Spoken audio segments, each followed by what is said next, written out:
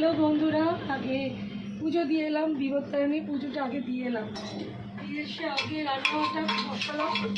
আমার তো আজকে লুচি, কিন্তু বাচ্চাদের তো লুচি না, তো সকলের জন্য একটু ভাজা মুগ ডাল পোস্ত এসব বানিয়ে দেবো। পুজোটা যদি সকাল সকাল না দিতাম তাহলে অসুবিধা হতো, তাই পুজো দিয়ে আগে রান্নাটা বসে দিলাম। কাজগুলো ধীরে ধীরে করি, এসে আর সবার আগে এসে গেছি। কাজটা সেরে নিই। পুজোটা সকাল সকাল দিয়েছিলাম বলে মন্দিরও ফাঁকা ছিল। বিপত্তারিণী পুজো ছোটোবেলা থেকে মা দেখি কাকিকে দিচ্ছি, আমিও বহু বছর করছি। মানে বিপত্তারিণী পুজো না করলে রথের পরে যেন মনে কিছু একটা বাদ রয়ে গেল, হাতে যদি এই রাখতে না থাকে মনে হয় মায়ের আশীর্বাদ থেকে বাদ করলো। ঝটপট করে এসেছি, তাহলে টপ টপ করে নেবো, করে নিয়ে তারপর বাকি কাজ তো আছেই সমস্ত কিছু।